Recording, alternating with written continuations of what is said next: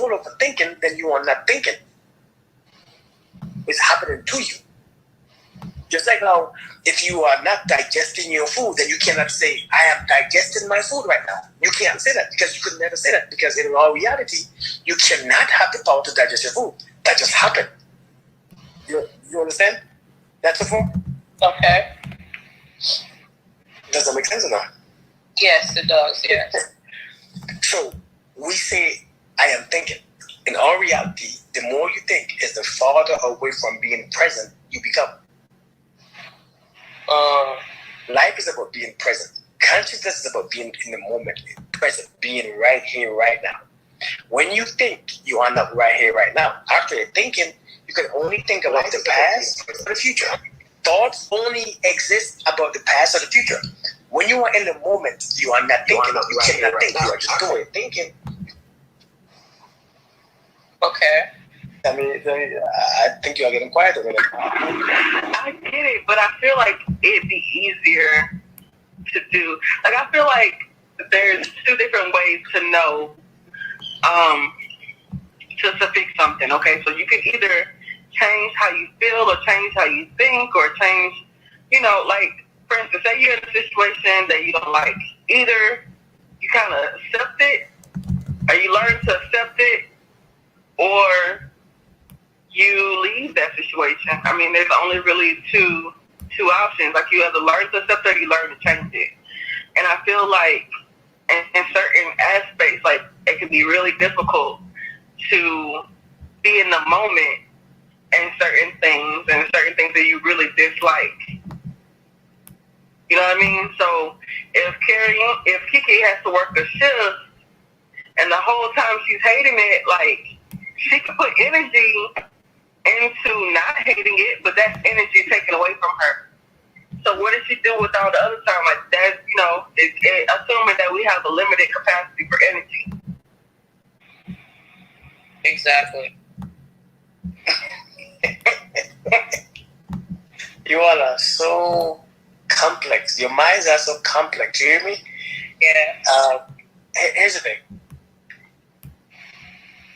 When is the last time you were chewing your food and actually thought about chewing your food and actually didn't think about nothing else? Like, when you were chewing your food and nothing else mattered. No TV, no newspaper, no books, no talking. Talking about sit your ass down and chew your food. When is the last time that happened? I mean, I ate earlier, so I was eating. I didn't watch TV or anything. I was just eating.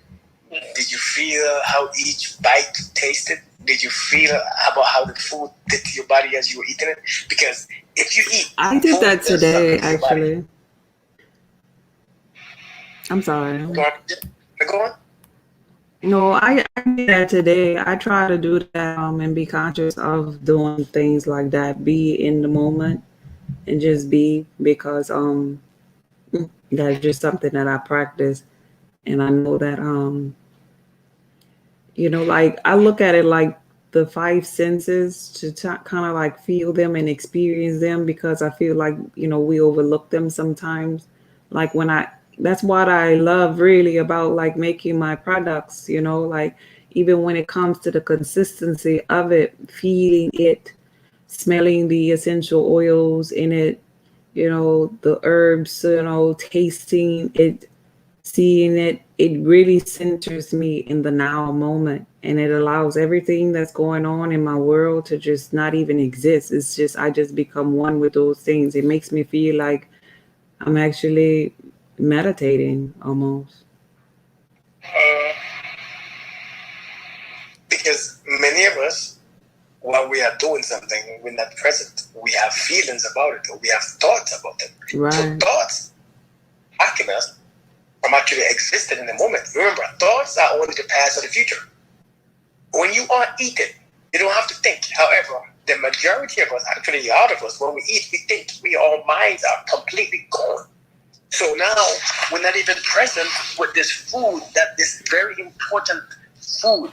We are putting something inside of our bodies, and we're not present to actually experience. To really taste it, even. Huh? to even taste it, because you're really not enjoying it or tasting it if you're not there with it, experiencing it, even digesting it, being grateful for it is how I look at it, but We're not present. I feel like it's because we've evolved so much in like technology and in multitasking on a job, and that's really why my job is not my favorite thing to do, because I'll be doing like 5 to 10 things at one time at some points, and it really brings me away from who I really want to be, the simple part of me. And sometimes you get so caught up into doing all those tasks, you don't even know how to turn it off no more. I can totally relate to that.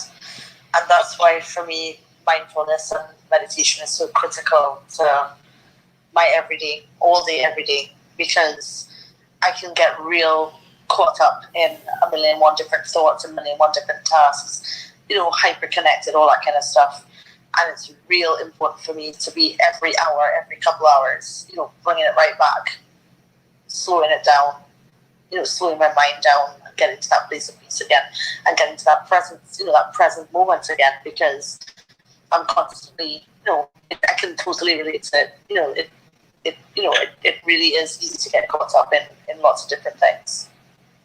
Yeah. Okay, let me understand, Kurt, because remember I told you that when I was at work yesterday, I was fine until after lunch.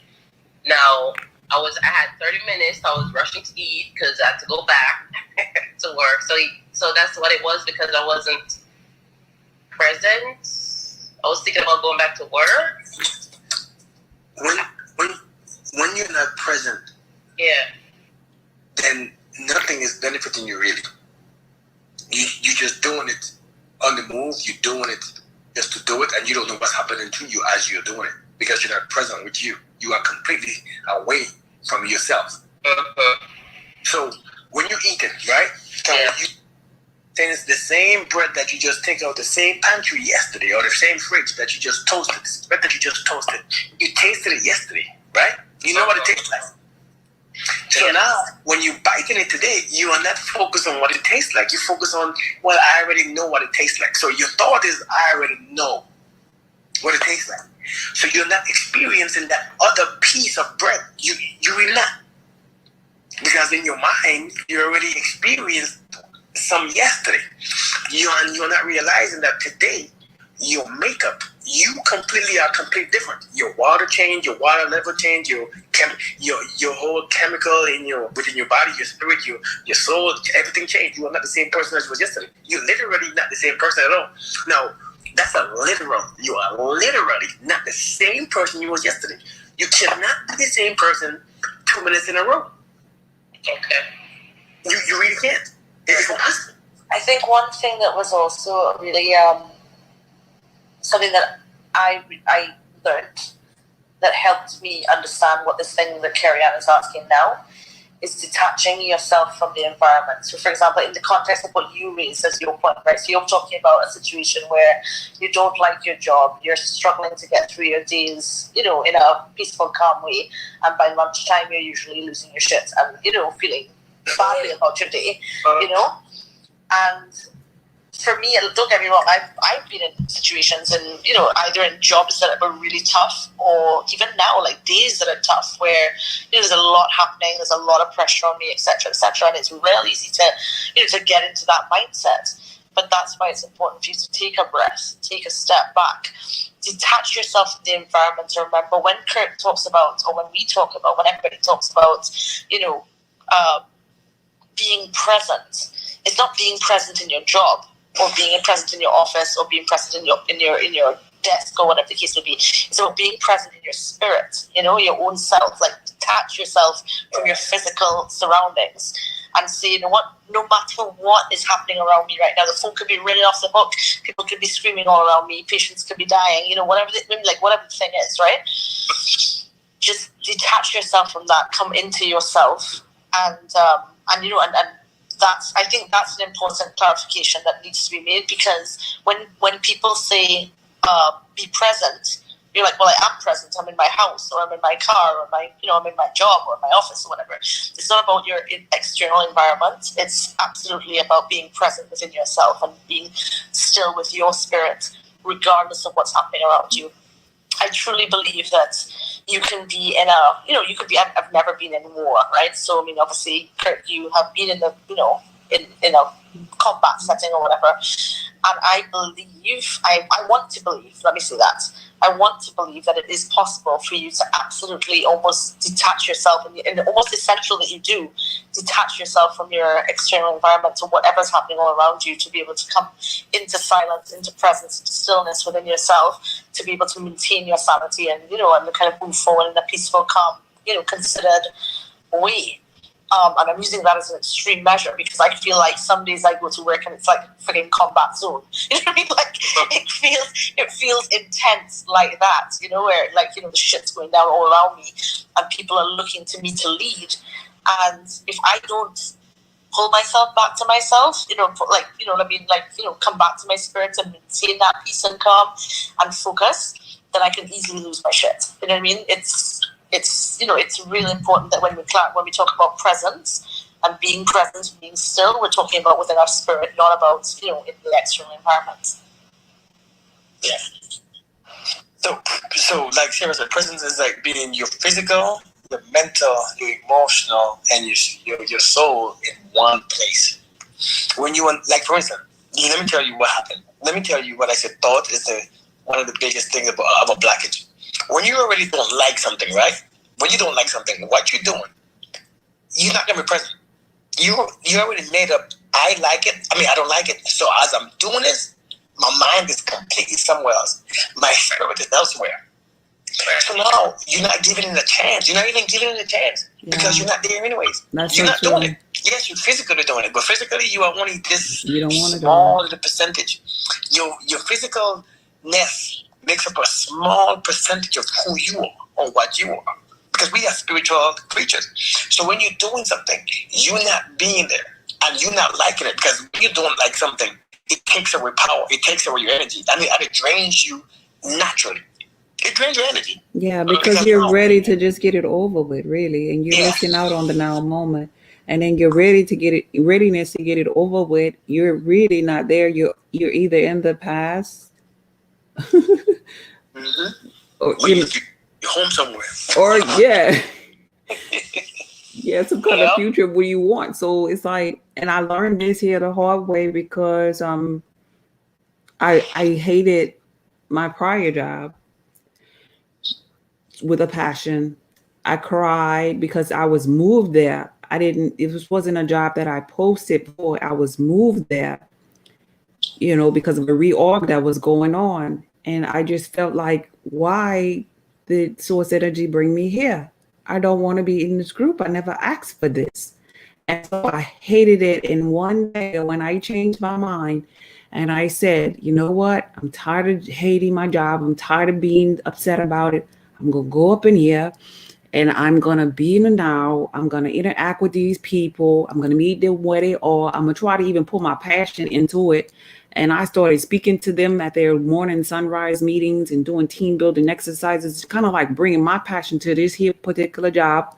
I'm bringing my happy there. And as soon as I did that and I made that shift, I got a phone call from one of the VPs asking me if I wanted to take a job in another area where I really would rather have been than there. And I was like, oh my gosh, really?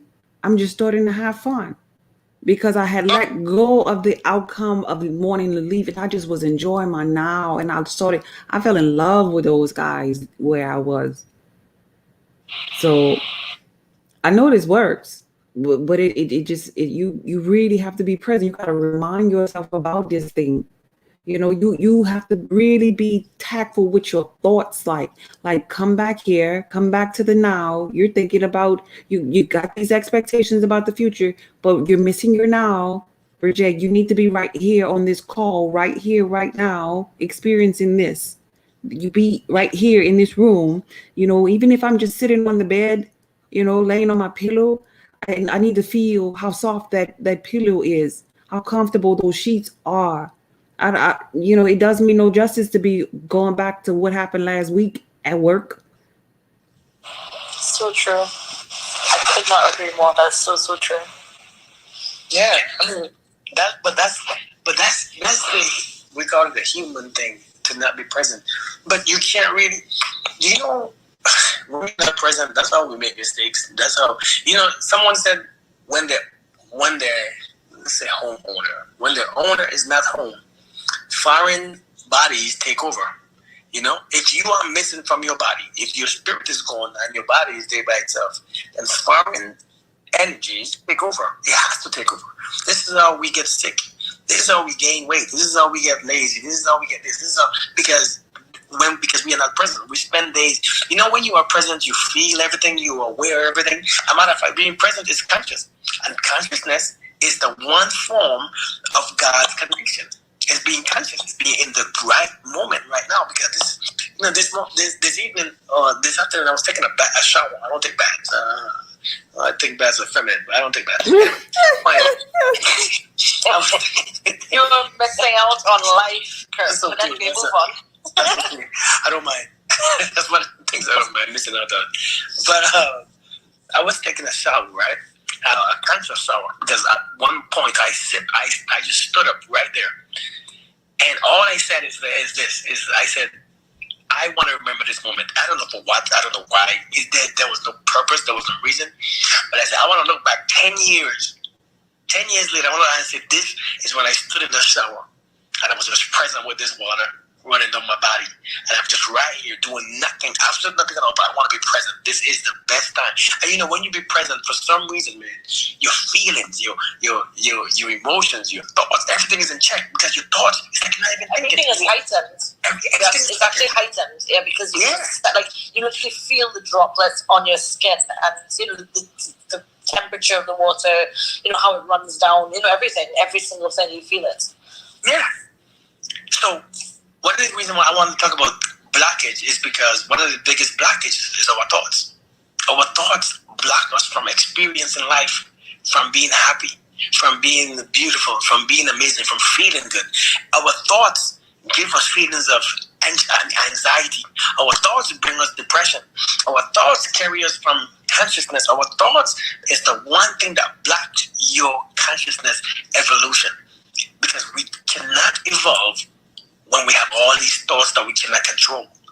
Thoughts, because even the moments when you think everything is good and you start thinking, you can't. It's hard to evolve with thoughts, because something always come up, something always thinking, something always come to you, something always, and it could be nothing at all.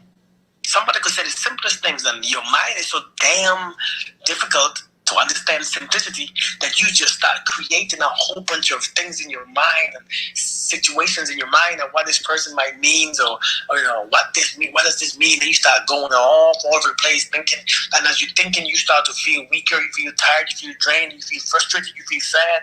It brings all these emotions to you. You cannot evolve with all these thoughts. Yeah, and a good way to look at it is that we have we're multidimensional, and all of this is really consciousness. And so they talk about rabbit holes. Like, you could actually spiral down a rabbit hole in negative thinking, or just it don't have to necessarily be all negative. It's just a whole bunch of thinking that you spiral down, and then you wasn't present in the moment, and then maybe about 30 minutes later, you're like, oh my gosh, where have I been? When you blink your eyes, you're like, oh my God, I've been in my head all that time. I've been missing out on the now. And that's why I try to be more present of it, because, I'm not gonna act like I'm greater than. It still happens to me, but I catch myself more than I used to in my past, because I realized that I was wasting a lot of energy and time being in I call it the record room of the past, of things that I cannot really change because it's over. I had that experience already. The other thing is, if in a business sense, in human sense, whatever, overthinking is one of the biggest barriers to success, because overthinking means you're inactive. You're actually not taking any action, progressive business actions, because you're overthinking, a million one different scenarios and whatever else, right? So if that is true of a business sense, can you imagine what is true of our, our spirituality and our, consciousness and, elevating to that next level? If you are overthinking, or you are, thinking negative thoughts, or you have anything that is actually going against, the simplicity and peace that allows you to elevate, then it's impossible. That's where the blockage is. So I completely understand what Kurt's saying about, thoughts being whether it's the biggest or the only blockage to consciousness, or moving, to elevating, because I can relate that. For me, it's like an analogy, right? I relate it to something that I can actually understand, which is business, and I can see how in a business sense, overthinking prevents you from any form of success. So the same thing can and is true of your mind, in terms of spirituality. Let me ask you a question. Okay. Go, Karen. Okay, so I'm just trying to understand here. So pretending to work, I'm at work. So you're saying just be in the moment, don't think, because I'm at work and I'm thinking, I'm trying to figure out ways to get out. Okay, so you're saying be at work, be in the moment. You're at work, just be at work, be in the moment, enjoy the moments, and that's it. We're saying. Sorry, go on. No, go on, Sarah. How I would deal with it is that don't think beyond the next 5 minutes or even the next minute. Right. Because obviously you're thinking, how long is it till lunchtime? When can I get a break? I need to get up. I can't deal with this. I don't want to talk to this person. Right. I know. I've been there. Literally, I've been there so many times. So what you need to do is not think past the next 5 minutes. Just focus on the task that you're doing, or what you need to get done in this present moment, and get that done. And then the next minute you get that done, and the next minute you get that done. You know what I mean? So it's almost like practice training your brain to remain present and focus on exactly what's happening right now. What do I need to achieve in the next 5 minutes? Do that, right? Don't study, what's happening down the corridor. Don't study what somebody else is saying, or don't study the next meeting you have coming up, or what's happening this afternoon. Oh God, I'm dreading that meeting, or that job or task or whatever it is. Literally, in every moment throughout your entire day, and it does require. It takes training. This is not something that happens overnight, in a flash, It takes training, but keep bringing your mind back to the present moment and exactly what you're doing right now in the next 5 minutes. Okay.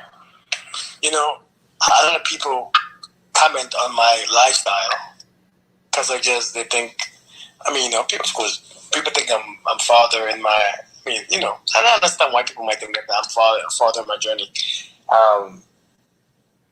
Here's the thing, and people ask me, people said to me, Kirk, I want to get to your level of consciousness, get to a place where, similar to you or close to you. And I'm like, listen, to get to where I'm at, it's the easiest thing that you could ever do. It's just you thinking about it. That's the only problem. To go into where people think I'm so deep, right? I'm I'm the most not deep person you'll ever meet in your life, because I'm not deep at all. I just stay on the basic simplicity stuff in reality, just simple.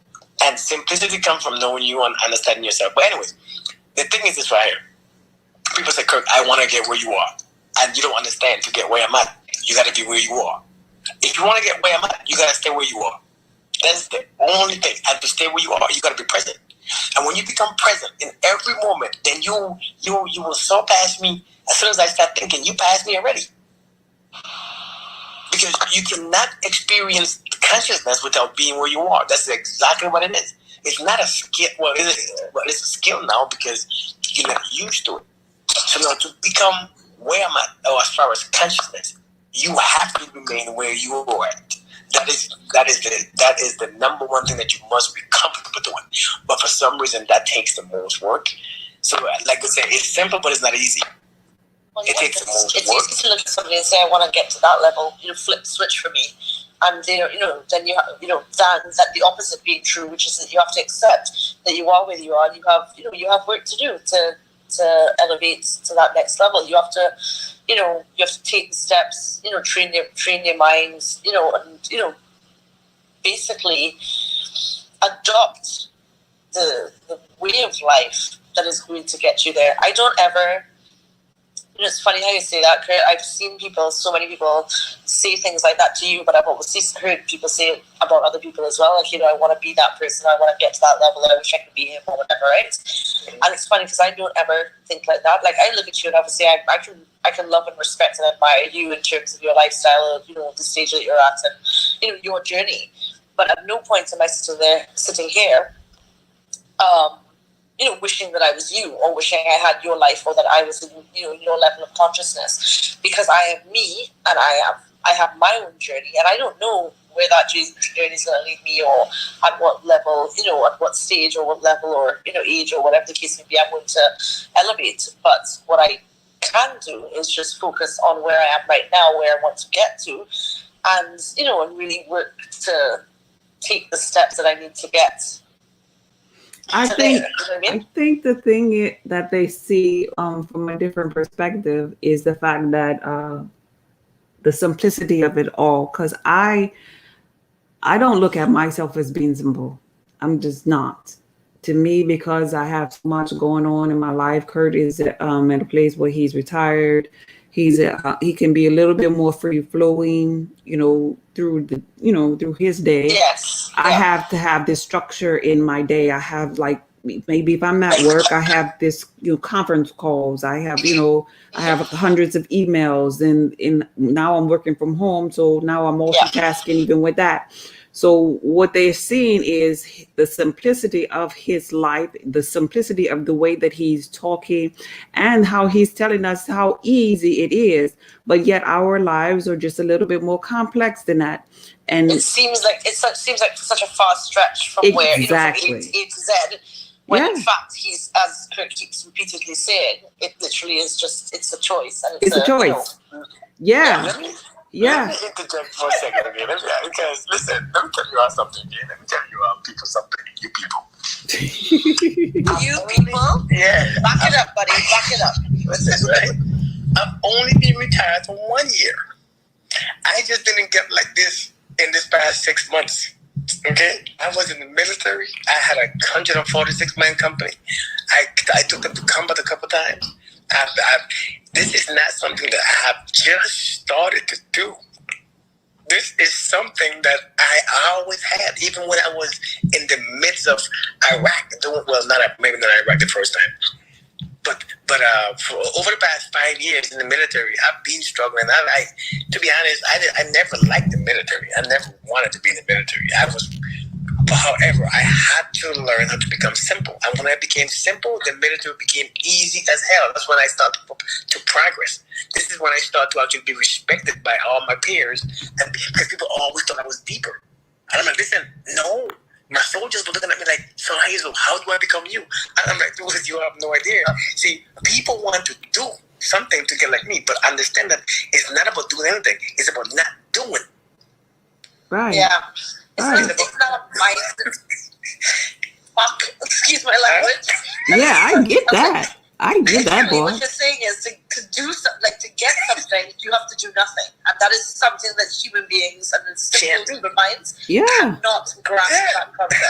Yeah, cannot. It seems like the most complicated things, and it always, I keep saying this, reminds me of that text that says, "I'll take the foolish things to confound the wise."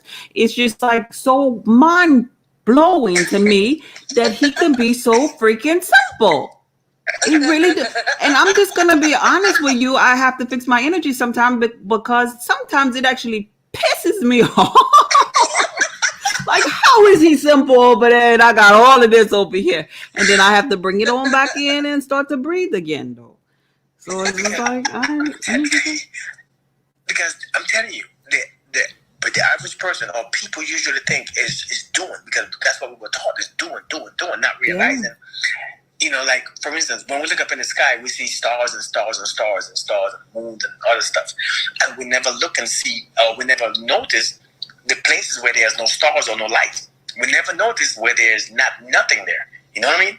We never know. All we notice is the things that exist that we could see. Just like doing. We do and we do and we do, but we never pay attention to not doing. There's power in nothing. And not doing. There's power in not doing. There's a lot of power. The same power that's in the physical thing is the same power that there's not in the non-physical thing. But look, we fail to realize this. But you could really bring it to our workplace and to our cluttered lives in like corporate America, for example, because you will find people that are there.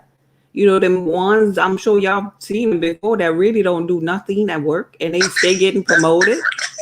You know, sometimes that's lazy.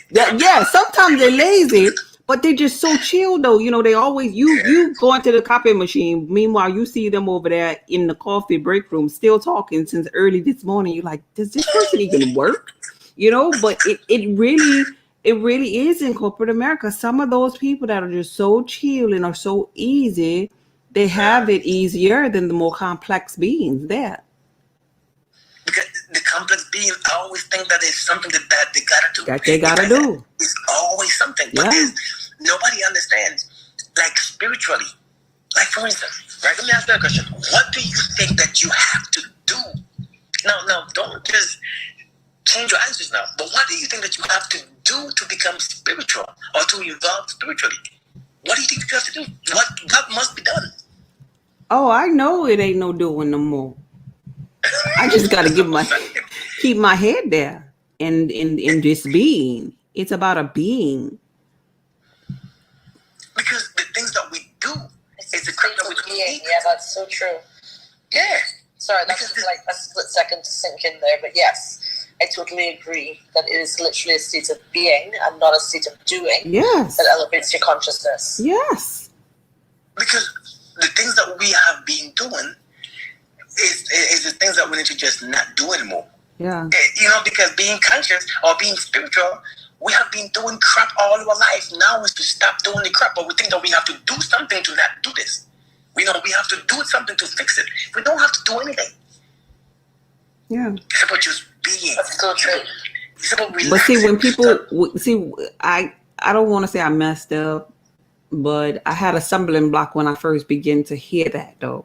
And so maybe the people that when it's new to your ear, you're like, oh, Kurt telling us to just be lazy. I ain't got time for that. I got these bills to pay. I got these children. They were going to want to eat. I got to go to work. He going to make me lose my job. Talking about just being like, you know, so it's really not saying don't do your work at work.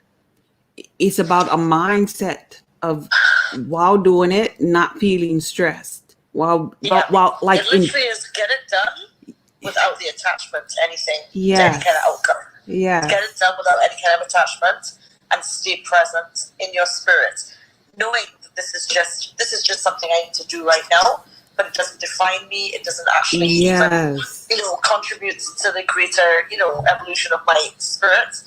But it's just something in this human world. This is something that I just need to do to get by, Yeah. But for how long though? That's the thing, because I'm in a position where it can quickly be a for everything. At least generationally, it has been that way for me now. In the past, like for other people in my family, like they've very easily gotten stuck doing the same thing that they hate for their entire lifetime. God, That's a mindset though. And that's what I call like that generational curse like thing. If you're gonna pick that up from who ever did it already, but that's all you know. Like your whole family have always done that, so that's all you know. And therefore, your current state of I hate my job, I hate my life, I'm just gonna do it anyway. It's like a comfort zone for you almost, because it's literally what your family for generations have done. Therefore, why should you be any different? Why should you, want something different or better for yourself? Exactly. You should, because you want to change the dynamic of it though, because you don't want to carry on that generational curse though, and because you want greater expansion for your life than maybe your mama or grandmother wanted. That's if you want more. I do, but it's like I'm stuck. Like I'm truly stuck because I have my other thing. Like I have so many other things that I could be doing, but all of my energy goes to doing the thing that I don't like doing. Jake, can I ask you a question? Yes. How does your head feel right now? My head? Yeah. It's okay. Okay. No headaches? No pain? No. No pressure? No. Okay. Wait, y'all talked about her back before I got on here? No. Oh, okay. No, Just no, checking. I was just asking now. Okay. I'm just asking now. So you said that all your energy is going to what you don't like, right? Right. Okay. So put your energy. Well, no, actually, I would actually disagree with that because what you don't like is draining your energy. I would actually say to become present because, okay, you say that there's so much things that you could be doing. You know, this is how depression comes in, right? And anxiety begins because we not focus on what we actually do. We focus on what we could be doing. And what you could be doing has no power. What you could be doing is not, it doesn't exist. What you could be doing is not real. That's just what you could be doing. So you put your energy into what you could be doing or your thoughts. Once you do that, and it's all about, and listen, do I know this sounds ridiculous? Hell yeah, I do. Because when I was just starting to learn this stuff, I was like, dude, like what now? So what now? What are you talking about? No, I had issues also learning these things. I didn't pick up these things overnight. These things is what I picked up and I started practicing now. I'm like, okay, because it's all about your perspective in life. Yes. If a perspective make things, if the way how you live one life or this life makes you suffer, makes you, pain mentally and frustrated and stuff, all you have to do is shift your perspective. That shifting of the perspective make things different because you see things differently. If you see things different, you feel different.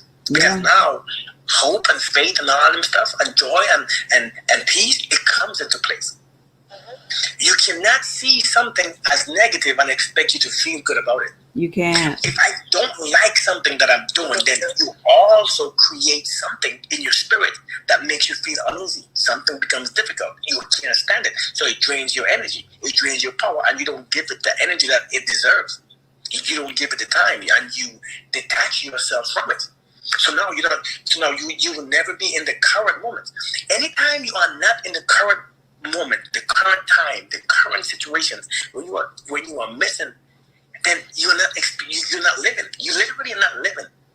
If you are not living, therefore you cannot enjoy the moment. And so an easy way to change your perspective, going back to the job that I begin to love, what I realized is that my perspective changed and I felt like that I had something of value that I could leave with those people that I worked with and that they needed me. And so when I was doing things for them, certain ones of them, gravitated to me and I started focusing on the working relationship that we had, And so I since my perspective changed on it, it began to become a happier place for me to go, is what I'm saying. It wasn't like I was dragging. The job, but you found a purpose. Exactly. Within that space. Yes. The place that I dreaded. It wasn't hard to go to work anymore. I wasn't crying when I, got to that particular exit no more, asking why am I here? I was eager to, do other exercises or whatever with them at that point. So guys, I would absolutely love to continue this conversation, but it's 10 past 2 a.m. and I really do need to go sleep. I have a really busy day tomorrow. So I'm going to have to wish you guys good night. I hope you enjoy the rest of the conversation. Thanks I for will catch up joining. with you all very soon. Good night, Sarah. Thank you for joining us. Thank you so much. Okay, good night. Good night. Good night. Where Sarah live at? What state she in? In Trinidad. Oh, Trinidad. Oh, wow. Okay. Far away. Wait, what time is it over there for you all? It's the same time. God dang. Yeah. You the only early bird. That's why he be so hype on these calls. Tell me the future. Tell me what's going on in the future because I ain't there yet. So tell me what happened. Did President Bush come back or President Obama? I don't know. Tell me what happened now because you're in the future. You're on need or stuff. Tell me. We in the future. Stop changing daylight saving time's foolishness. No sense. But yeah, man. But we have to understand our thoughts. Let me ask you a question. When you think about consciousness, to be conscious, like what do you think consciousness is? I know we all have our own ideas of, because I thought when I started studying this thing, or when I started to question these things, I thought, you just become so wise and like a guru type, like consciousness is like when you just know better. You become so intuitive and you become so powerful. You just start to read signs and read balls and crystal balls and tarot cards, and you become you know what I mean? Like you become all these damn things. Like, when you hear consciousness? To be honest, what do you think it is? Do you think it's a religion? Do you think it's like a group of people? Like, what do you see? For me, being conscious is just being more aware. Like you're slowing down and being aware of things you weren't aware of before. Like maybe you're focusing more on just being aware of everything. That's what I understand being conscious is. Just being aware, being mindful. What do you think, Jay? Jay, I think the same. Being aware and being mindful and understanding that we are spiritual beings living a human existence.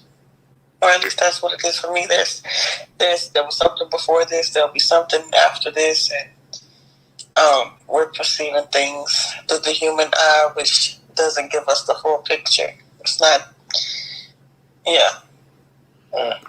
Well, when I started, I thought it was just like being aware per se, I guess, but just more intuitive, like the awakening process. But what I've realized in my journey is that consciousness has levels to it.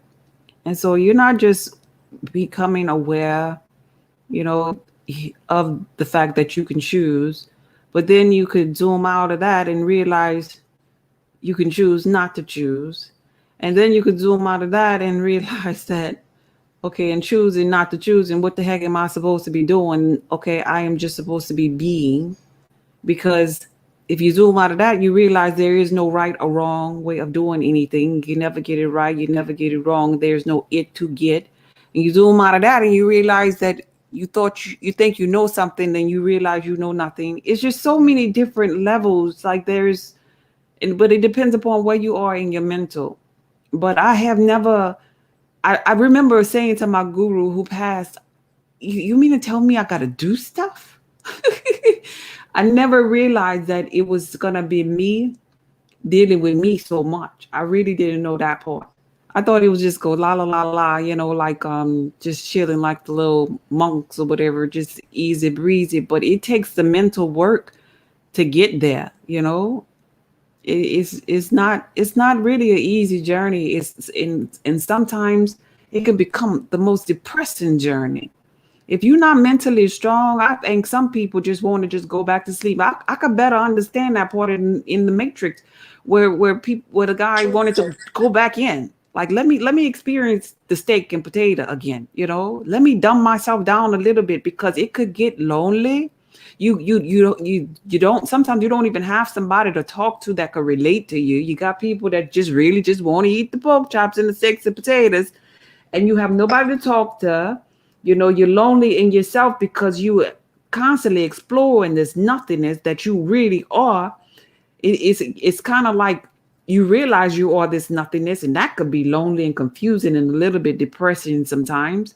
You just look at the totality of your life different. Consciousness is work. Consciousness, when I hear people talking about they woke and they conscious, I'll be looking at them, I smile to myself like, boy or girl, are you really ready for that? You ready for that? What do you think, Kurt? Oh, think about what? Being conscious, nothing, but, are we correct when I say There's nothing to be wrong or correct about. Right.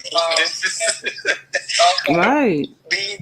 So being conscious, like I said before I began my awakening journey. I say my journey awakening because you never get awakened and you never get conscious because there's no such thing. There's really no such thing at all because you can't conscious. Like, how are you? Like, you can't get. Like, there's no such thing as. It's like saying that you're saved or saying that I'm there. There's no there. There's no place to be. There's no destination. Yeah, you know what I mean? So there's like, you are not awakened because what are you awakened to? Like, I'm not woke. Like, what are you woke to? Right. Some people are black conscious or black woken. I don't even know what that means. Racial, I don't know what the hell that means. I don't want to know. But I thought that there was like superpowers. Like when you say, because I used to read a lot of things and memes, and you say consciousness is like a man with a light in his forehead and he shines up. You know what I mean? Like you never seen those awakening pictures, like a man, and the world is behind him, and he's just, like he's like his shades of color is just lights, and he has this thing in his forehead, and he's eyes in his forehead, and it's just, you know what I mean? Yeah. Deepest picture you will ever see. So I always am like, God dang, I want to be that. And I never understood what that was. And I still didn't understand after years and years because you will never understand because you're looking for a specific thing or a specific image. You're looking thinking that there's really a picture of consciousness. Like you really think that there's something that's the consciousness. But then you realize that being conscious is just you just shut your mouth and be quiet and relax. And think about what you are, think about who you are. Because let me tell you the reason why many of us cannot get conscious.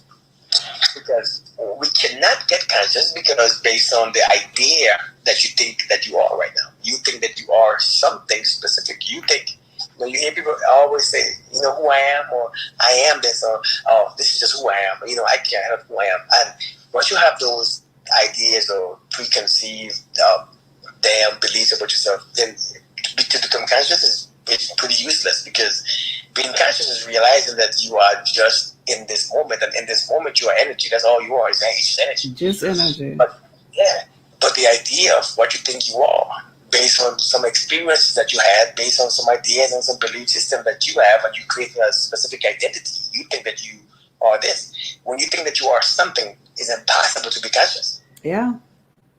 That's so true. Yeah. So then I thought consciousness, you have psychic abilities, you could read this, you could do this, you could understand this, you could speak this, you could connect to this, your third eye is open. And I thought all of stuff but when I didn't reach that, I was like, what the hell? What the hell is going on with me? What's wrong with me? I thought I was conscious. I see people speaking like they could tell you about their life, about your life, and you're like, what the hell? I can't do that yet. I'm not conscious. Yeah. Getting confused, not conscious, confused.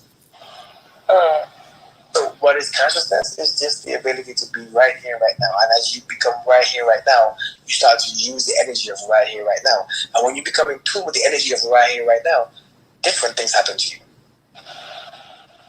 Different things are expressed to you. The energy is expressed to you in different ways, different understandings, different levels of. Now when you're right here, right now, you stop thinking, and you start to hear God's voice again. Or not God's voice. I don't want to say God's voice. You start to hear that stillness, or you understand the stillness. You start to get the connection of you and the Creator, and now the angels, or what you think it is, or the angels, or your guardians, you are listening because you are right here, right now, and they are right here, right now too. Because you're not wobbling anymore with your thought, or your frequency is not so off. Yeah. So, you're free. So how to bring this back into with the blockages? So you're saying how to clear them is to be in the now.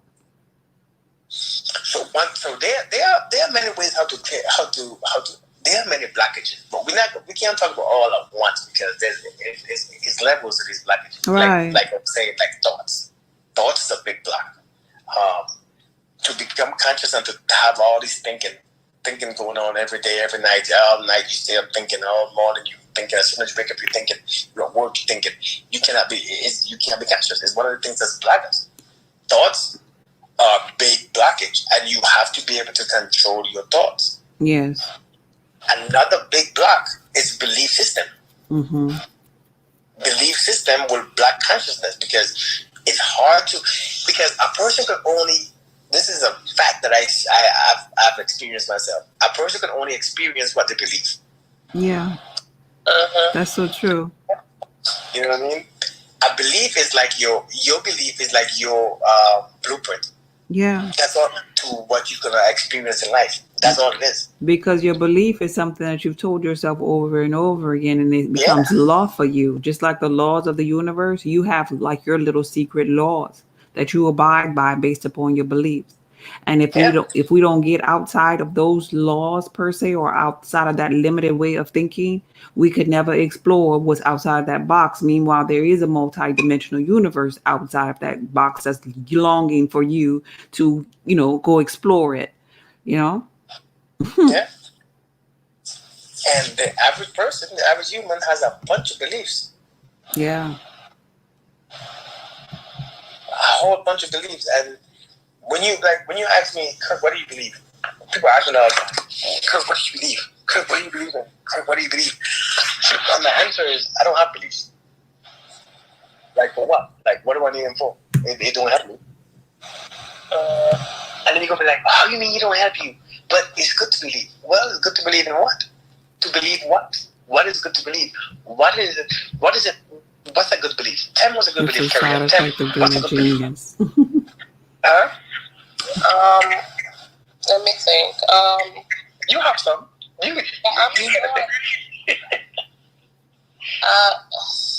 don't know. I'm just listening because I want to level up. Okay, as far as my job is concerned. So to think of a belief, I believe that I'm being guided in some way. What if you're not? Then I'm just since there's no right or wrong, I'm just here in this physical realm, just here to create whatever the hell I want. Let me ask you a question. Have you ever seen someone guiding you? No. So what do you believe? With experience, maybe it's the belief word coming. It's my belief, but with experience, I feel like I'm being guided in some way. Guided by whom? Whatever outside source there is that I create.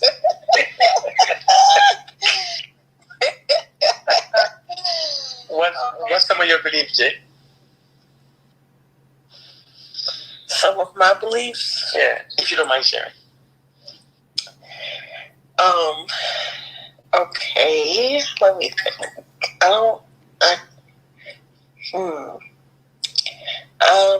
Well, I believe that we reincarnate. Okay. To what?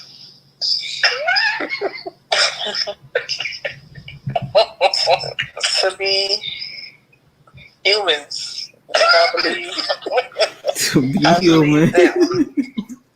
That we have a choice about whether or not we want to come back or not.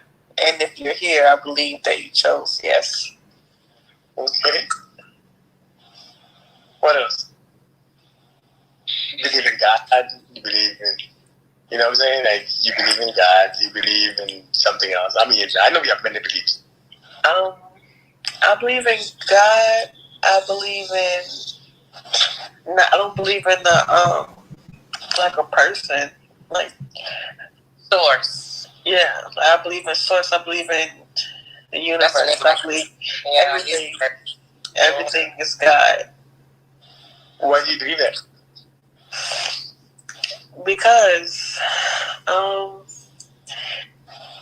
even the Bible said, in the beginning was the Word, and the Word was God. And in a word, there are so many things in a word. And I think about a lot of times how words aren't direct translations. What a word is an experience. A word is meant to convey a certain experience, a shared experience around the people in which you might use that word. And so when I feel like when the Bible says in the beginning was the word, what it's saying is in the beginning was everything. In the beginning there was experience, and everything and every experience was God.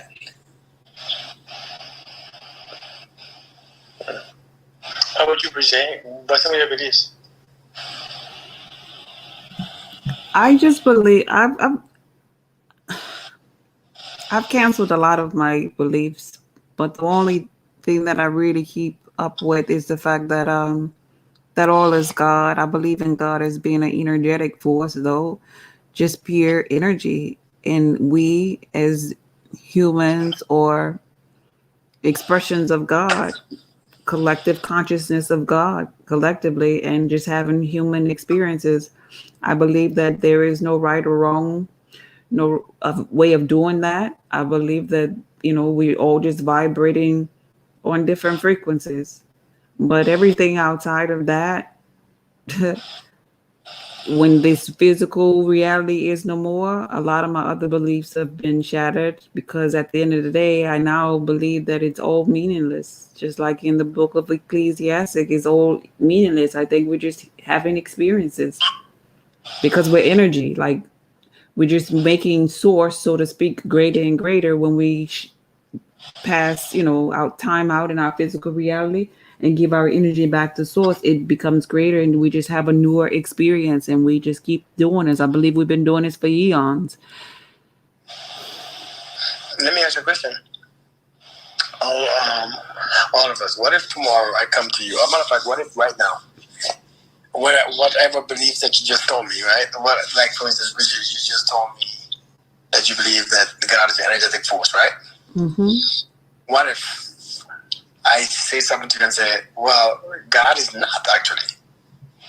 Mm-hmm. And I actually prove it to you. Mm-hmm. Would you actually listen for me while I prove this to you? I'll have an open mind and listen to anything right now in my journey, but that doesn't mean you're going to sway me. Because I do understand that everybody mental is how they're creating their experiences. Mm-hmm.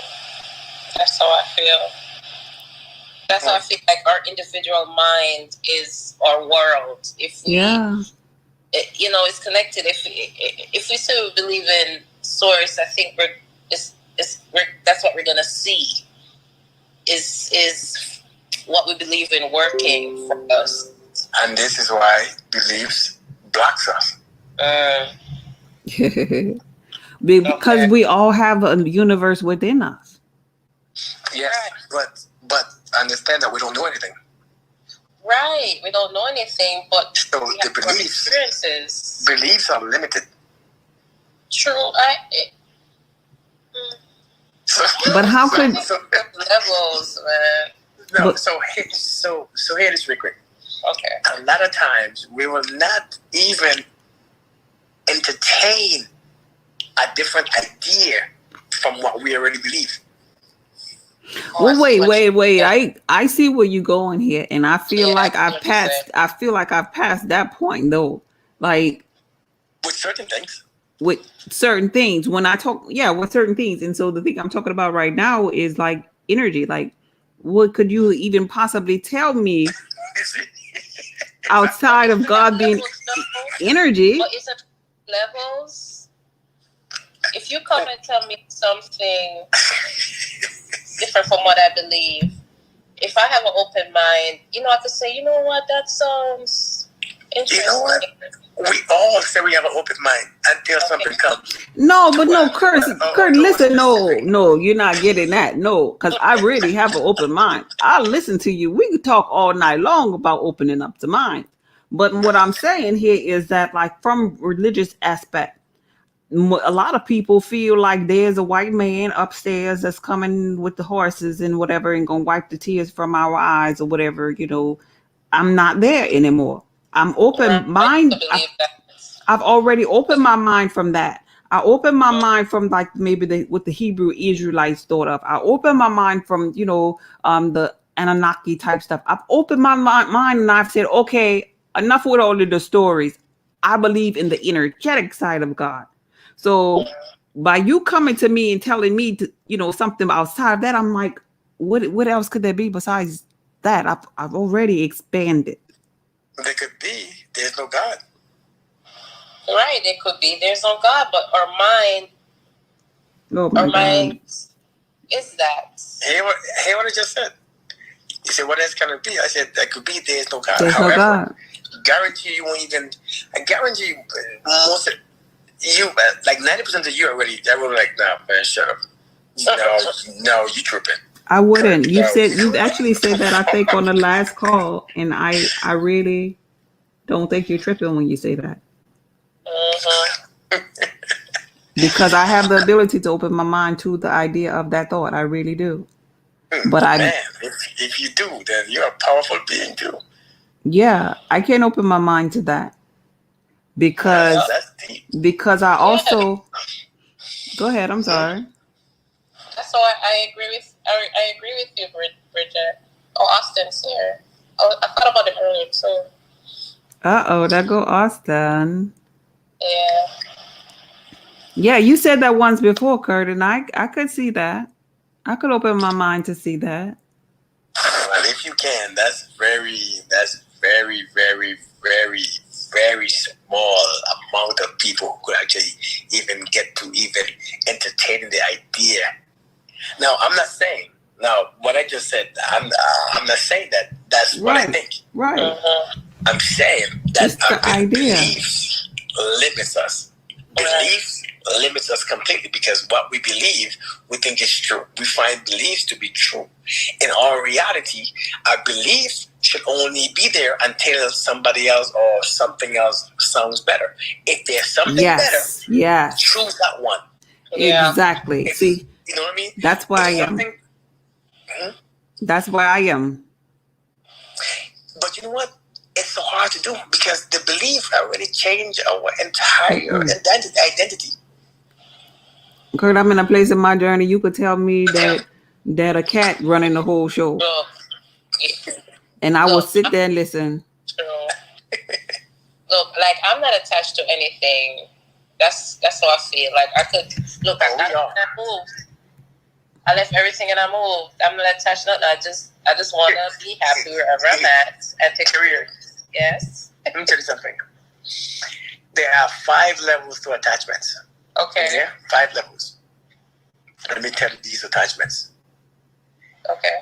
The first one, let's say you like a sport. Let's say you like football, right? You like the sport and you just want to watch the sport. You don't care who wins. You don't care who loses. You just go to a game and you watch. And then when you leave, no matter what happens, you leave. Second level, you go to the game. You like this team. You want them to win. Okay? So you go to the game. When this team does the thing, you're excited. Yes. Okay, fine. They don't win, you fine. Third level, you go to the game wearing their t-shirt. You want to wear that damn company t-shirt for that team. And you go in there and you're like, oh shoot, let's go. You're showing your little patriotism or whatever you call it. You're excited when the touchdown, bam. Fourth level, listen, if you ever dare talk about my team, I will hurt you. Yeah. Okay? I will hurt you. Let's go team. Team, what's wrong with you all? What are you, stupid or something? Like, what is wrong with you all? Hey, what's going on? Hey, this is my team. Fifth level, you will kill a man for talking about your team. Let me tell you something. We are all attached to many things in this world. We are so attached.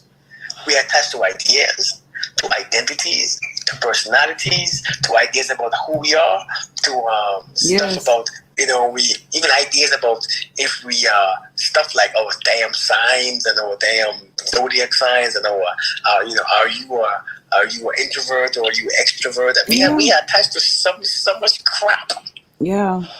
And that's what I've learned during the conscious journey, all of that, being attached. And I always said that I didn't want to be attached to any of those things, but I wanted to experience them because in my journey, I experienced being the Hebrew Israelite per se. I experienced burning the sage and lighting the candles and the altar and invoking the goddess of Shun. I wanted to have my own experience. I even experienced working with dark magic before. I wanted to know for myself all of these ins and outs of consciousness. And then I got into the astrology and with the signs and all that. But my thing was, okay, I don't want to be swayed. I already was caught up in a religious belief that was pushed on to me by my mom, and everybody else in my family that was pastors and deacons and all of that kind of stuff. And I said, this time, this is going to be about me and what I choose. So I'm going to go in and I'm not going to go in too deep with any of these things. I'm going to go in and see what the experience is all about. I don't want to sink into another type of religion because that's seemingly what it is all like. Everything else, everything is like a religion. You have to be true to it. You have to be the true magic worker or a true Hebrew Israelite or a true, demon or whatever you gonna be. You gotta be true to it. But I won't be true to nothing. I just want to be true to myself and my journey and have my experiences, and that's it. So that's why I feel like I am open-minded to anything in my journey right now. You tell me God a darn female cat or God is basque. Okay, I'm gonna listen to you. But if it don't resonate with me, I'm pulling out. But I'm gonna take with you some of that wisdom that you gave me about that basque cat that you were talking about, and I'm just gonna apply it in my life some other kind of way. I agree. That's how I feel. I feel like I'm not attached to anything, but I'm open to hear. And I feel like I'm an alchemist. I say I'm an alchemist because I love to experiment. If it works for me, it works. If it don't, it don't.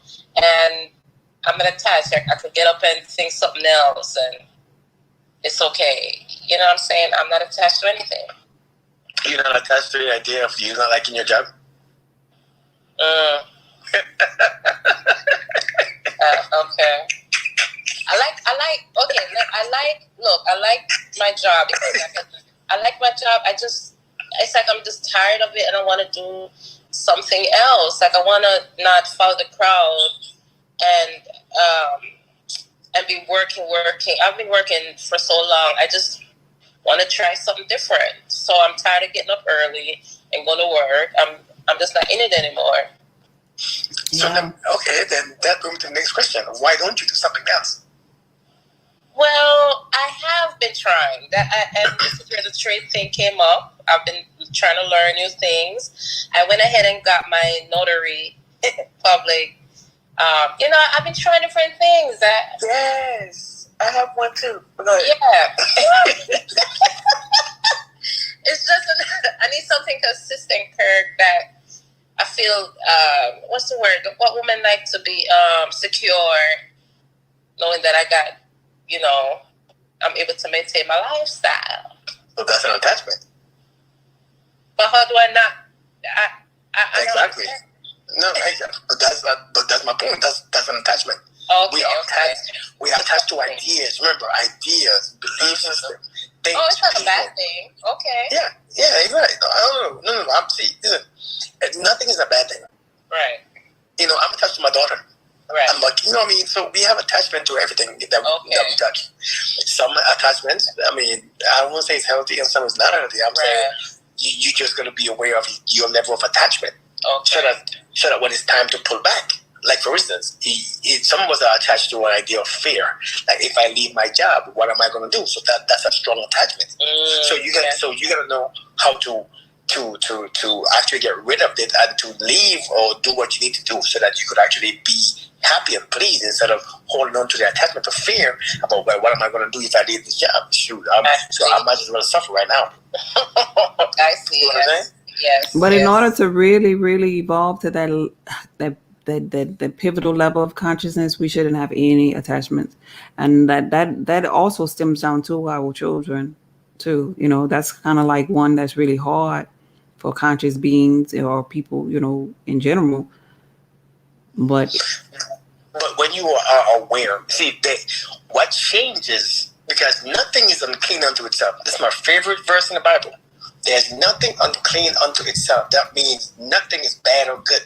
It means the motive. But when you are aware, like people ask me all the time, so the question I'm like, listen, when you become aware of it is when it changes.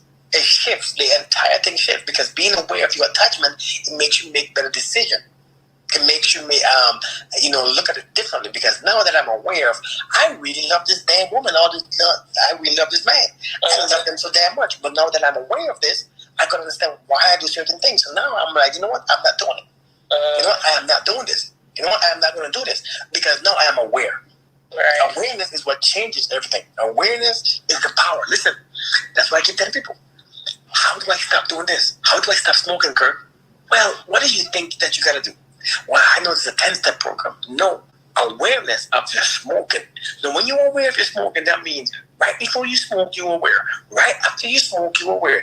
When you're eating this, how do you feel? Awareness is the key.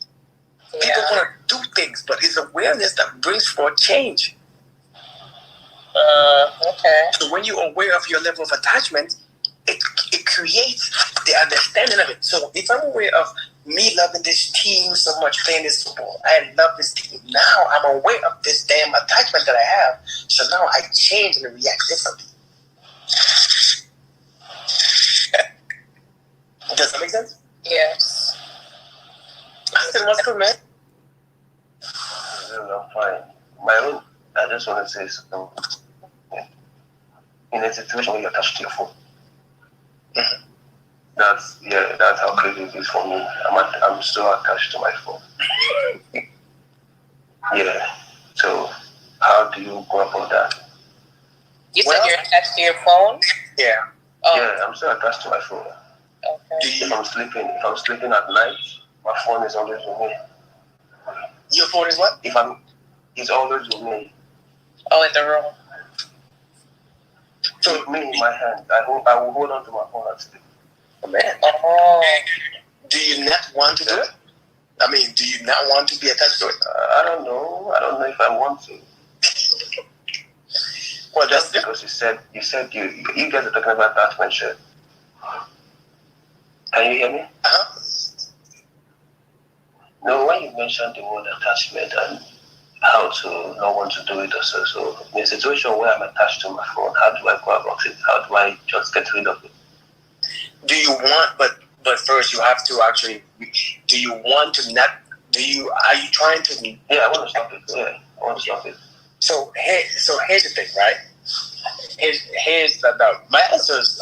I don't think people like my answers because it's just, I just believe in being simple. If you don't want to be attached to your phone, then practice, because so now up to this point you've been practicing carrying your phone. Everything that we do in life is a practice. Everything that you do is a practice. I don't care what it is. You practice to it. That means you've been doing it and you do it over and over and over and over again. We are creatures of habits, right? So everything that you keep doing, we become a habit. Now, what if we don't do it? What if we just stop doing it? What if we just stop putting it in our hands? What if we just... So many times we try to seek to do something else, to take the place of something else. It's still an unconscious thing. It becomes every habit is unconscious. The reason why it's a habit is because it is unconscious, meaning we don't know what we are doing or how we're doing it or how to stop doing it. So therefore, it's unconscious. It's an unconscious thing.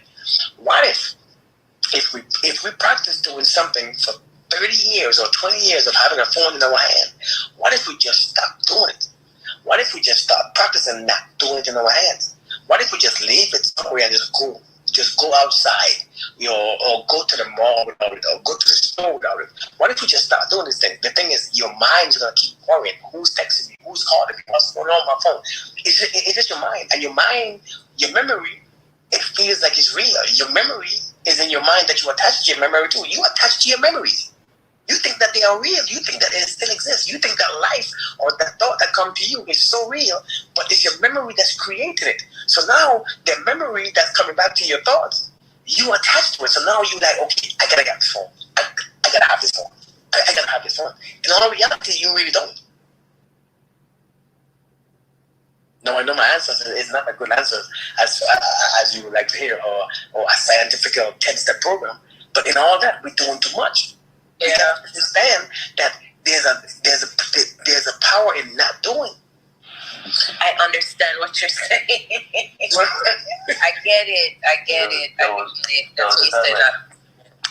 a time I tried sleeping without my phone. I just can't sleep at night. You had bad nightmares? Not nightmares. If I woke up and if I just want to go to the restroom to take a pee and I notice my phone is not with me, I can't just go back to bed without looking for where I kept it if I slept though. Well, what do you think happens when you don't have your phone? Like, what do you think that you're missing? I think the phone is. What do you think? Messages, and then I might have mails and stuff like that. Most of my job is on phone. Most times I don't go out. I do most of my work on phone. Well, I can understand that. That's you. But you don't have some hours that you work and some hours that you don't. I have hours that I work, and I have hours that, okay, this hour is not for work, but at least someone is texting me. Someone's going to text me. Who is that person texting me? I just want to know. I just want to know everything going on my phone. Every minute, every second. So, it seems that you have anxiety. I'm so attached to my phone to the extent that if I'm watching soccer, I'm also texting. I'm also typing on my phone. I'm a real football fan. I love watching soccer. So, to the extent that if I want to watch soccer, I can at least keep my phone for 90 minutes, 45 minutes, say that I finish it. No, I won't do that. My phone will be in my hands. I'm either checking for messages or going on Instagram or looking for what is not looking for. It's not the phone that you're attached to, man. The phone is just a thing that you use. But it's not the phone. Okay. The phone is a thing that you use. You're attached to a knowing. You're attached to the connection. You're attached to that this whole connection to people, things, and you think that you're missing something. It's like my daughter. My daughter is 2 years old. Yeah. That's the word. She don't want to nap. You know what I mean? Like, cause she think that when she naps, she's missing something. There's something gonna happen. That's the most glorious thing that she gonna miss it. So she refused to close her damn eyes sometimes. I'm like, take your ass to bed. Because you're not missing anything. So you're not attached to your phone. You're attached to something that you think is going on that you might miss. So it's like I think that's the right word. Huh? I think that's the right word to use. I'm attached to something, not my phone. Yeah. Because you're not missing anything. You really not. It's just in your mind that you are. But in all reality, your phone is that object that brings you together or connected with everything else, with all your people, with work, with the Instagram, with your communities that you don't know, people that you don't know yet, people that you gonna call you or text you. The phone is the object, is the physical part of it, but it's not your phone that you attach to. It's just you gotta know. So it's like it's causing an anxious personality. That's anxiety. It really is. How did you all talk about how you all did for manifestation? And to see if there was any blockages with that? I did an experiment too. I like to experiment because I try. We started gonna make a certain amount of money, and that day, I mean, physically I didn't have money, but I got a customer, so that was good from my TLC. From TLC, that's your job? Yeah, no, I have a little side hustle. Oh, okay. Good for you. Yeah, so that popped up nowhere. You know what I mean? That's and good. Yeah, my frequency was good. I was happy. But then I ate lunch, and then my energy just went, oops. What did you eat? Some fried chicken? No, I try to get away from the meat. I'm aware that I don't feel right when I eat. So I ordered food that was Chipotle, vegetables, and stuff. So, Kurt, is it correct in my understanding that you think blockages would stop you from being able to manifest? Of course, especially blockages. Right. Blockages will stop you from manifesting. Actually, that's the reason why people don't manifest, because they're blocked. Right. That's what I wanted to better understand, to tie it into this here, because I think that was really beneficial for us to do that first. Austin and Jay, how did y'all do? Well, I've come to learn that I have to just stop worrying or stop getting pissed off about something that doesn't want to. Yeah. That's a blockage, That's a blockage Yeah. too. Jay, did you have one? Oh, I'm sorry. I definitely had a blockage, yeah, but I did. What was your blockage, Jay? You got your manifestation? No, I didn't. Oh, okay. So you had a blockage for it. listen, I prayed about. Are you with me? Yeah. Yes, I can hear you. Yeah, I prayed about the last time I was in this room, based on what you told me about. So I called my younger brother in. I told you he's very spiritual, kind of. He came to my house and I told him everything and stuff like that. So we prayed about it. We had a 2 hours prayer. I'm not this. It's been long. I did something like that. Very, very long. So we prayed, and later in the night I was sleeping in the night, and I had someone say to me, maybe tonight, maybe the person was right beside me saying it. I don't know, but I had someone said you are blessed, and then you are a blessing. So remain blessed. Oh, I said, I just woke up, and there's this new fresh air, like a new fresh air that comes up to me, and even when I'm going to work, I'm always on good vibes. I'm coming back, I'm always on good vibes.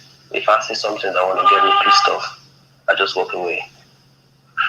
So, Austin. Working for me. Austin. I would change this as I go along my journey. But when I first became conscious, I heard somebody say, I think it was my guru. He said, a true master must master self. And at that time, he was talking about me with my attitude, with me getting pissed off, so to speak, going low frequency, whatever. He constantly told me, and he stayed on me about balancing or dealing with my emotions. And if I can, I've evolved a lot. I'm not saying that I'm perfect yet. I've evolved a lot since I've met him. And if I could say anything to you about your journey, is that those emotions are like the devil. They can become your stumbling block in life. And I would say to you to find the good. Just look for it because it exists. Every time that you see or feel yourself getting pissed off, try to find a little baby that you could smile at, a cartoon that you could watch, or something to get you at ease. Because if not, it will begin to mess with your manifestation practices. It could even get you to a point where you're just not happy with the way that you're feeling. Because it could get you depressed and stuff in life. So I just think you just need to pay more attention to it. I'm only telling you from my heart, babe, just what I've been through. Okay, I'll take that. Yeah. But so far so good. Yeah. I've been on good vibes ever since the last time we had this conversation. Good for you. I'm so happy to hear that. Yeah. Like I said, if I'm in a situation where I want to get pissed off, I just walk away. Mm-hmm. I even did that yesterday. Good for you. I had to go get some fuel for my car yesterday. I drove down to the filling station and it was my turn. There was a queue. It was my turn, and the guy selling the fuel was there attending to someone else. In normal me, Austin, I would have flipped up like, are you stupid? Can't you see it's my turn? I just kept my cool. And he did what he has to do, and he came back to me and he said, "Oh, sorry, I have to just do this." I said, no problem. He solved the problem, and I went off. Good. And when I got home, I was asking myself, did I just kept my cool? Mm-hmm. I think it's really working for me, and I like it. For real, I like it. Yeah. Good. Miss Brigitte said something that I need her to disagree with. She said something that I need her. Oh my goodness, I'm in trouble. I just need you all to disagree with it because it's a whole different shift of perspective. She said something about, I'm not saying that I'm perfect, okay? Now, let's shift that for a second, okay? If we think that we are perfect, if we believe that we are perfect, if we know that we are perfect, not just think, if we know that we are perfect, when you're trying to manifest something, would you have doubts in your mind that it's coming? Think about it. Right, you're right. I get it. I want us to think about a different perspective, because if you think that you're not perfect, then you'd always see flaws and mistakes. You'd be like, man, what if I make what if you know what, maybe it's not this thing. But if you believe that you are perfect, won't you actually see it happening? Like, won't you actually know for a fact that you just create this right and it's coming to you? I see You won't have doubts in your mind. There will be no doubts, because perfection creates room for no doubt. See, somewhere down the line, we thought that it wasn't perfect. So now we create that trying thing. I'm trying. Let me try. Yeah. Let me, like Korean, like, let me experiment on this stuff, right?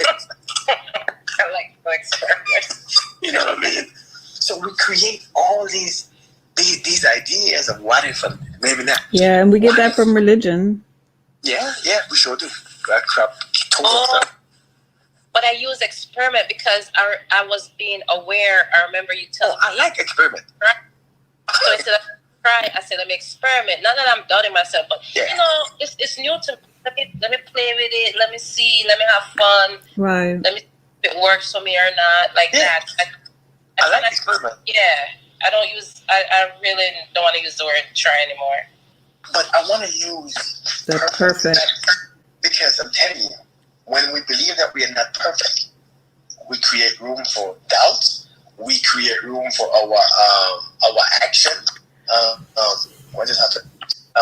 We make excuses for our behavior. Yeah. We make our actions, our thoughts, our beliefs. We create a bunch of doubts in our lives, and therefore, as a man thinketh in his heart, so is he. So if you think that you're not perfect, you're gonna do crap that's not perfect. That's a good one. I resonate with that. That's a perfect one. So now we gotta change that damn narrative from I'm not perfect to I am perfect. I guarantee you, when you start believing that you're perfect, I guarantee you, it will make you take accountability and responsibility for your thoughts, your emotions, for what you do, your actions. Everything now is accounted for. Yeah, I've never done that before, and it was really just me being humble.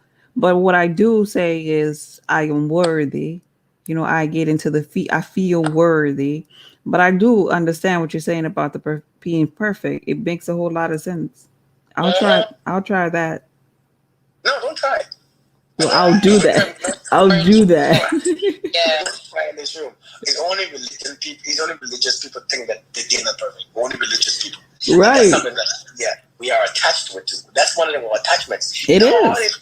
You know how hard it is to say, I'm perfect? That should make you feel funny. I think they even have some kind of religious quote that they say, all good and perfect gifts come from God. And so because we not the big God with the big G, we the little gods that we ain't perfect. So we... So, and we believe it. So therefore we live our life doing imperfect stuff because we're perfect. Whatever you say you are is what you're going to do. We have to understand this. Whatever you say you are, whatever you believe you are, is what you do in return. Your hands are going to do. That's why when Revelation speaks about 666, I don't even know what the hell. You know, somebody even commented on one of my videos and said, "Hey, I was a 666 person to like it, so I unliked it because I didn't want to be that 666 person." Oh my God. But we get all of that craziness from church, though. We have been programmed from lifetime after lifetime with this stuff. So it's like becoming conscious is just really a new beginning since eons of foolishness. I'm telling you. And you see, and then you start seeing those attachments that we have to these damn belief systems, these ideas. Because we have so many attachments. And if we just open our minds, we're going to see them. But one of them, I'm telling you, one of them is saying I'm not perfect because we don't want to feel like people looking at us funny. And but everybody first time I said I'm perfect, people looking at me like, what? What do you think you are? And I became ashamed because I didn't want to say it in front of anybody because I thought that they would look at me funny. Oh, you think that you're better than everybody else? No, I'm perfect though, but you are too. But you just want to accept yours. That's your business. Yeah, because people have a way of shooting you down, even if, because of where they are. They could shoot you down with a look. They don't have to say anything when you talk about you perfect. Oh, yeah? They look at you mean bugging and you feel so imperfect at that moment. I'm telling you. Yeah, most people will tell you you're not perfect, that you didn't create yourself. Mm-hmm. Right. Yeah, I've heard things. Yeah, I've heard things like that. But in all you just reality, shut up. you did create yourself. Yeah. You did create yourself. Mm-hmm. It sounds crazy, and I will get into it one day. I believe that. I know. Oh, I would love to hear that. Well, I still think about it, right? Who are you? What are you? You are a bunch of thoughts and ideas and beliefs. That's that what you are. created. Yeah. That you created, that you experienced, you created, that you have a thing in your mind that this is what you think you are. So therefore, you created yourself. Who do you think created you?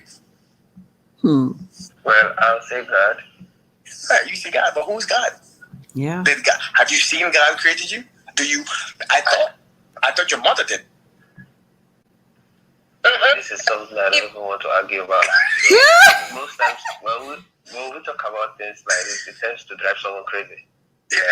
You drive someone crazy. Yeah, but it is so true, though. I believe that. It can drive someone crazy for real. Yeah. Because when you start thinking, the thinking is just too deep. Mm-hmm. Yeah. And there's a lot of answers that needs to be answered. So you don't even know where to channel your thinking. You don't even know the right questions to ask in situations like this. But here is where consciousness comes in. Let me tell you. I met, sorry for cutting you. I grew up in a Christian home. My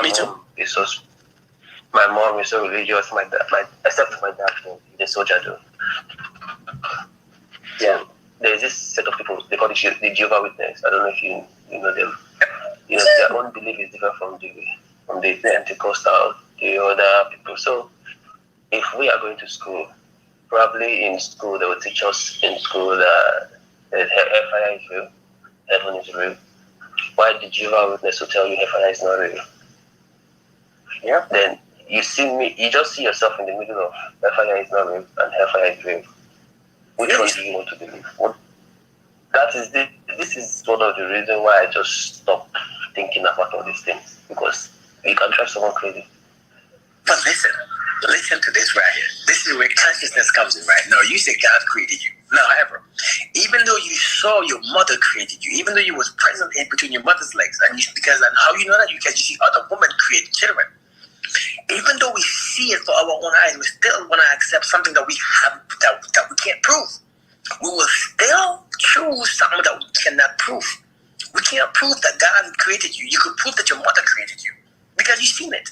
I've seen my daughters born. I've seen these jokers born from between a woman's legs, and I see the pain that she experienced. So you can't. It's impossible to tell me that my daughter came from God. It came from her mother. Consciousness comes in understanding that now you rather believe something that you cannot prove. And this is how the thoughts get deeper and deeper and deeper, because you're thinking things that you haven't experienced. You just believe, just like the religious system, just believing, only believing. You rather believe something that you can't prove. This is, let me tell you how religion, let me tell you one more thing, and then I'll shut up, because I know I talk a lot, and I know I only talk this much. Let me tell you how religion created. Okay? Let me tell you how this God concept was created.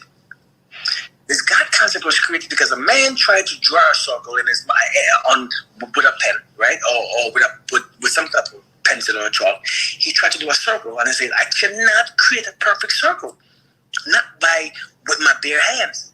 But he said, "If I could create, but when I do it in my mind, the circle is perfect." So therefore, a man is not perfect, and there has to be a higher power. There has to be a different power separate from me who could actually make it perfect. Think about it. So now we say, well, you're right. You can't be perfect. There's something else that's perfect, something that we can't see, something that we can't experience. It has to be perfect. That's how we start believing that there's a different power. I never even thought about it like that. Yeah. I'm telling you. So now we're giving credit to things that we cannot see, and discrediting us, not realizing that the circle that you draw is perfect. It was perfect the first time you drew it. Yeah, I see. It was. We just think that perfect looks like this, and it looks like that, and it looks like this. But in our reality, if we never seen perfect, how can we know what it looks like? That makes a lot of sense. It does. So I'm saying consciousness is the ability to actually look at things and say, but this is what I've experienced. This is what I know. This is what I've seen with my bare eyes. This is what I've seen time and time again. You can't tell me God created you when your mother did. She remember that day when you were born, like she was right there, feeling the pain, crying, tears, screaming. You can't tell me she didn't make you. She made you. Okay, Go on. Sorry, can I ask this one question? I don't know if it's a crazy question. Who created man then? That is one thing I have to ask. Woman. Because what? Okay, like you said, my mom created me. Her own mom created her. Mm-hmm. So generally, we are all man. Women, we can even categorize women as man as well. So who created man in the whole universe, the whole world? How did man come into existence? Man. So this is where you want to say, who came first, the chicken or the egg, right? Yeah, that's why I said that's why I said I don't like thinking about this. It can drive someone crazy. So no, because now you've seen it from one specific angle. Now listen, if you see it like, for instance, when the Bible says in Genesis chapter 1 and 3 and stuff, that God created the heaven and the earth in 6 days, right? Is that how you see it? Right. If that's how you see it, you're gonna misunderstand this. Because even with the Bible, it says 1,000 or 10,000 years on earth is equal to 1 day in heaven. So when God said I created the earth in 6 days, how long did it take? Was it 60,000 years or 6 million years? So now here we are. When you look at evolution, now I don't want to get into science and I don't want to get into all these things because this is not what I want to talk about. But when you become conscious, you have to go into these things too. When you become conscious, you know the stars, the moon, you know history, you know the Bible, you know because you could only understand based on knowledge from everywhere, because everything creates an understanding of what you are. When you look at evolution process, you have to understand that everything evolved to what it is right now. Life started in the ocean. If you think about it, if you really think about it, man didn't exist. Man was the last thing to come. And even the Bible says man came last, the last of the creation. If you look at it, I say God created life in 6 days, everything existed in 6 days, it makes no sense. It makes no sense at all. It just makes no sense. It makes no sense to think, not to think, but to actually, you are quiet. You are too quiet. You are getting scared when you get quiet. No, I'm listening. I'm No, we're listening. Yeah. No, I'm listening. No, there's no proof. They say what you don't know, you have to ask. True. And we know what neither of us know. But let me tell you, there's no fact. There's nobody that says the earth was created in 6 days because it makes no sense. You telling me, ain't no way one day light existed. The next day, the water. Next day, fishes and more than all fishes. Next day, plants. Next day, animals. Next day, man. Makes no sense. It makes no sense at all. Think about it. How? Now remember, nature. When you look at nature cannot create itself more than once. Nature is a process. Let's look at nature. It's a continuous process. Means things evolve. That means that dog. Okay, let me ask you a question. How did you get a bulldog from the original dog? Like, which dog did God create? Did God create every single breed of dog? That same day when he created the first dog, which dog did he create first? I don't know. Just that's hard to answer. That's what I'm saying. But the evolution process over 10,000 years, different breeds of dog existed. It took years and years and years and years and years. Life started in the ocean. So you're thinking the ocean? You saying like the ocean gave way for? Well, okay, like maybe Earth gave way for the ocean, and the ocean gave way for what? For man. Air, and then fire, and then man, because you need the elements first to create the man. That's what you're saying? It unfolded like that? Well, I was talking about the creatures in the ocean evolved into man. Oh, okay. Yeah. Ocean. You know, life started in the ocean, meaning not the water itself, but I'm talking about the first animal, the first life. The first life form. Yes. Was in the water. Yes. And then after years, that's why dinosaurs existed. But if you look at the Bible, it doesn't make sense. Right. But when you look at the bones, it made sense. Right. I get it. I believe that. Yeah. So it's like when a baby is being conceived, you know how they look, you know, like a tadpole or something. They're falling in water there, like that. Yeah, evolution. Yeah, evolution process. Yeah, exactly. That makes sense too. If you look at a child is in water the entire time. Yeah. Exactly. It makes a lot of sense. Huh? That makes a lot of sense, yeah. Yeah. So, like for instance, when you look at the first man, how do you think the first man looked? Like, you think of the pick us?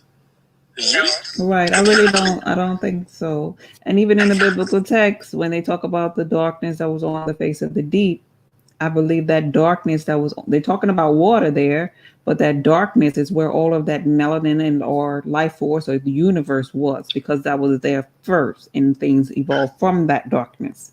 Like the tadpoles, so to speak, and then it got bigger, maybe turned into an octopus, and then it got legs, and I don't know, a humpback whale. I don't know. I'm telling you, that's evolution process. Because the man, we had things that we don't, like our teeth change, our ears change, the way our eyes look change, the way our intuitive things, everything changed. Well, it took millions of years. Right. Just like even in the Bible, they had giants. When the last time you saw a giant? Right. Yeah. So over millions of years, this world is not new. That's but when people say the God is coming, it's gonna destroy the earth. Where? Are you crazy? You know how many times life changed on this earth? Yeah. Yep. But not only that, man itself has been mixing and breeding too. So you have the original that's just with the evolution process, but then you have the genetically modified things, just like you have genetically modified foods. You have the genetically modified animals and dogs that have been sliced into breeding, and people through slavery when they were forced to have sex, just to get a black man that was big for the, to work in fields and stuff like that. Mm-hmm. I'm telling you, so we don't, listen, we were taught something, but just because we were taught it from people who we thought that we held. And let me tell you, one of the hardest things to break is when your own mother or your father, which is not a bad thing, but when they gave you and told you something, listen, in your mind, that was a lie. That was a fact. That was a law. Like you believed it with your last breath. Yes, because the person that you love and respected the most gave you this information. Your grandfather gave you this information. Yeah. That means it was facts. Yeah. So now that created in us a frequency that if somebody tells us opposite, you're like, nah, you tripping, you crazy. You don't know what you're talking about. You're right about that. Yeah, we become attached to that fact that our mother and to be honest, they didn't know. They had no idea. They didn't know. Somebody told them. Yeah, somebody told them. So now to say life was created in 6 days don't make no sense. If you look at us, how we evolved and how life changed on Earth right now, it makes no sense. Remember, to understand the past, you have to understand you right now. Yeah. To understand the future to come, you have to understand you right now. Only you understanding yourself could make you understand what real life, how this whole thing started. Because you evolved from a baby to a man. It took time. It took time. God did not create crazy things. Nature is a law that was set here at creation. Things evolve, things change. God don't interfere and says, let me do this. No, man, you sit back and relax. You're the architect. You don't do nothing else. You can't do anything else. I don't think he can. To be honest with you, I don't think he can. You can't interfere because that's cheating. You can't interfere with this. What you want to interfere for? It's not your business anymore. know it sounds weird, it sounds harsh, and it sounds very rude, but no, it doesn't sound any of that to me, actually. But I'm saying, so this is where consciousness comes in. You have to be aware of yourself.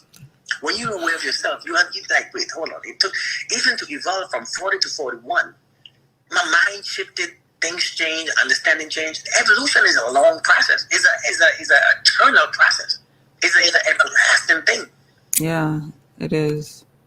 So, man wasn't created in one day. It's impossible. Man, shoot. It took years, man. It took millions of years from the first sea creature to a man. It took millions of years. And even and he wasn't a man like us. You know, do you believe? No, I think I'm good on that one. I think I'll start. Yeah, you getting real deep now.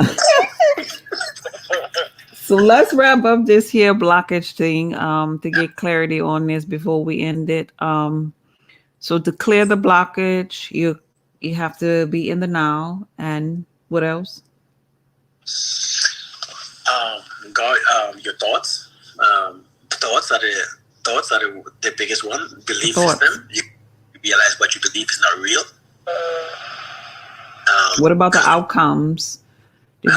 Did we talk about that? The outcomes, the expectations are based upon a belief that you have too, not just the belief itself. Believe in the outcome, attachment to an outcome, because we all have an attachment to the outcome. Yeah. And I believe the reason why she's saying this is because one day I told her that, I think from which the last time it clicked. I think this one time, she asked me what I wanted, and I'm like, I don't want anything. I have no kind of attachment to any kind of damn thing in the future. I'm not attached to any future outcomes or future dreams or future aspirations. I don't have those things. That's because those things will block you. Those things will block your reality. You're fighting for a reality to come, but life is telling you right now, this is not it. And I really want you all to focus on that. And I'm going to reiterate it for myself when I'm not, trying to be like a teacher here. I'm trying to remind myself too along this journey. In not paying attention, or how do you say it? Not paying attention to the outcome? How do you say it? Having attachment. Not having an attachment to the outcome. Let's give an example here. Let's say, for example, you are on a job and you maybe want a promotion on your job. Having attachment to an outcome is you wanting that promotion, and you begin to suffer when, let's say, somebody else get it before you. And this job hasn't been open for 10 years or whatever. You really begin to suffer, and you begin to create a blockage for your possibility of ever getting it before it's, before you retire or whatever. And because you had that attachment to that outcome, it is messing with your feelings. And how you feel in the physical reality really matters, because that's tied to your frequency. So I just really want y'all to understand that part. The attachment to an outcome is something that really opened up my mind and allowed me to expand myself in my journey. And I just want y'all to see that part. Those outcomes, whether it's trying to get a promotion, whether it's trying to get married, whether it's trying to get a new house, a new car, whatever the outcome. Sometimes we get negative thoughts from the outcome not happening as fast as we want or like we want. And that will block your manifestations in the physical reality, because all of this is energy. Mm-hmm. I think to bounce off what you're saying, carrying, like for instance, you hating your job. You think that hate it. No, I don't hate it. Well, or you trying to, change it, or you're not liking it, or you know what I'm saying, like you're tired of it, you're sick of it, it's annoying. So you know what I'm saying, like whatever it is. And to be honest, if you didn't need to be there, you wouldn't have been there. So the outcome, I mean, you have, like, when you attach to an outcome, you look at life like it's something that it should be, or something that is like you think that, right, like what you're doing right now is not what you're supposed to be doing. Like there should be something else. Like the outcome shouldn't be this. So I think later on there's a new outcome. When you hold on to those ideas of an attachment to an outcome, you block right now, but you're not living in the moment, because now your mind is gone. So that's what I'm saying. If you're not present, mind, body, and spirit, then you're missing what you need to actually graduate from that job. You miss. Right. And so let me share about the manifestation deal the other day. I did the work to do the manifestation thing, and I easily can manifest money. But this time in my mind with that manifestation, I was like, oh, well, it's okay if I don't, create this here. I wasn't beating myself up with it. I allowed it. And I was able to actually achieve my manifestation to a really high degree. But on that same particular day, I had an outcome for something else that wasn't working out in my journey. And my thoughts, because my outcome wasn't working out the way that I wanted them to, my thoughts had me spiraling down a freaking rabbit hole of negative thoughts in that area of my life. Meanwhile, I had just created the manifestation exceedingly with the money, but I wasn't thinking about my good. I was so busy thinking about what I didn't do right. I was a great creator with the money manifestation, but I was a sucky creator with this other thing. And it really had me down with my energy and my frequency. I'm saying that because that could mess me up in my creation process. But what happened with my manifestation thing is that I just let it go. I just let it be.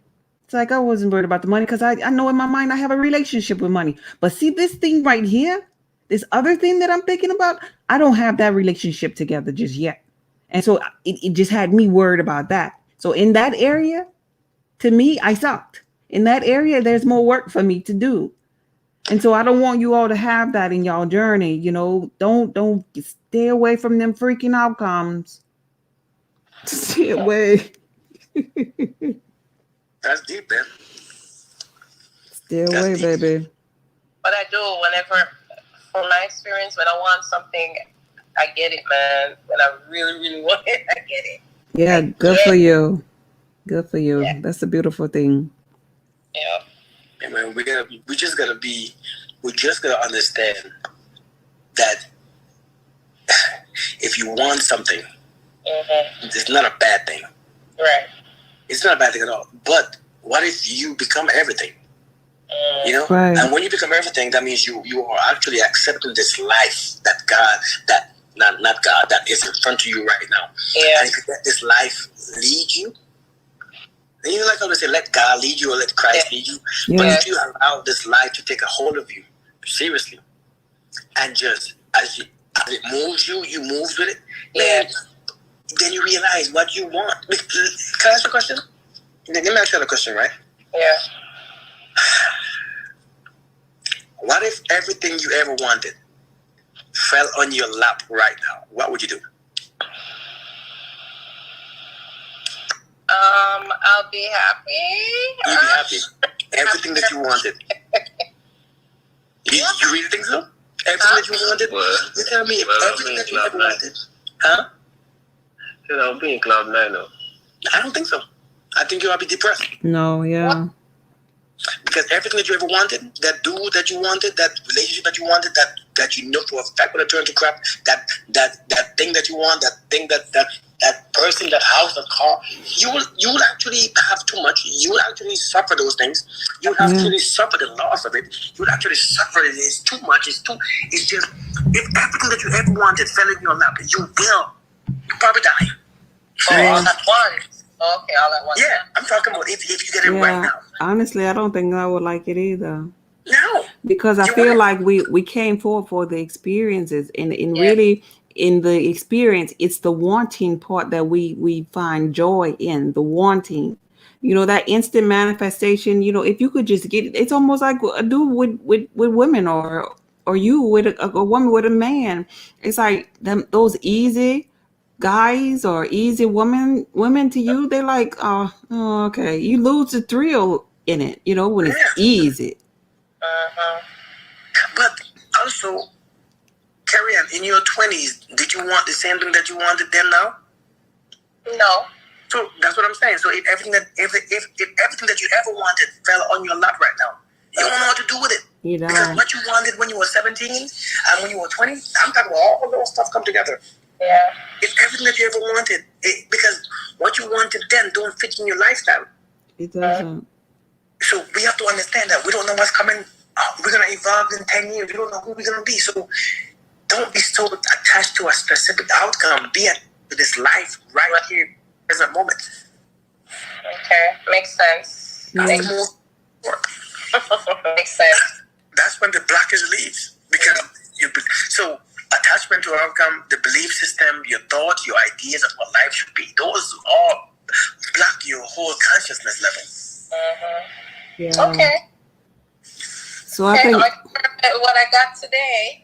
yeah, I think that was a good one. I think that brings a lot of clarity and understanding to why some things are not showing up. Why when we try to manifest because of our own blocks, our own limited thoughts, our beliefs. True.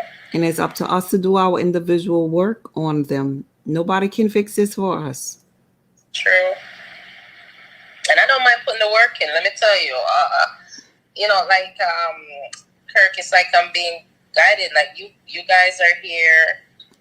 I feel like I'm being guided by you guys because you're teaching me new things. I'm opening my mind to different perspective.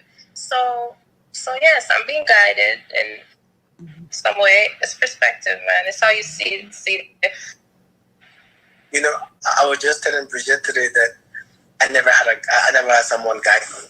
So I did, I never had someone explain anything to me. I never had these conversations. I never had no explain to me, hey, don't stop wanting, or how you should feel, or how you feel is how you should feel. Don't try and change how you feel, or don't. I have never had those things, or never had somebody explain to me to understand anything. And now that you have this and this type of conversations, I think that it gives you a better understanding overall. Yeah. It does. It really does. Even if you don't act on it tomorrow, what it does in the beginning is it opens up your mind just for the idea of it, to just expand your mind. That's the first step in it all. It isn't like everybody, going to do it tomorrow and going to succeed. But first expand the mind and then get to the knowing. Then you could get to the doing. Then you could perfect the doing and it just become a habit. It becomes the new way of being. So... Yeah, this is good. This is good. When we end the call, I want us to begin to say something moving forward. I want us to say, I am perfect. Yes. Before we leave each call moving forward, I am perfect. That's how we're wrapping up. Yep, I am perfect. I am perfect. Yeah. So you have anything else, Kirk, to add? Anybody have anything else? I'm done. I think I talked enough. Let's say that, Kirk, I enjoy the lives. Let me tell you, it pumped me up. Okay. Vibe. I love it. And I'm grateful for it. I love learning. Yes, baby. You don't always reply your DMs. I'm always in your DM. Oh, you sent me a message in my DM, you said? Yeah, I'm always in your DM. Probably I don't know if I'm even correct. So your DM is the one. I don't know, because most times you don't reply your DMs. Wait a minute. Let me check if I'm correct. Let me see. I thought your Instagram and your bio now, right? My Instagram DM you talking about, right? Yeah. Let's see. Salt of the Earth Publishing is that one. DM. Let me just send you something right now. Let me see if you receive it. Yeah. Hi. Yeah. Oh, okay. I just want to be sure. Yeah, that's you. I see you. I have it. Okay. I'll come back to your DM again. Okay. I'm gonna pay attention to it. I have a lot of platforms, so I don't be on all the time, but I'm gonna pay attention to it now that you mentioned it. I'm sorry about that. You don't have to be sorry. No, you don't have to. Amazing conversation. Yes, this was great. Yeah. Okay, so let's wrap this up, everybody. On 3. 1, 2, 3. I am perfect. I love it. I love it. Thank you, everybody, for joining. Be blessed and have a good night, babe. Yes, you too. Thanks, you too. You too.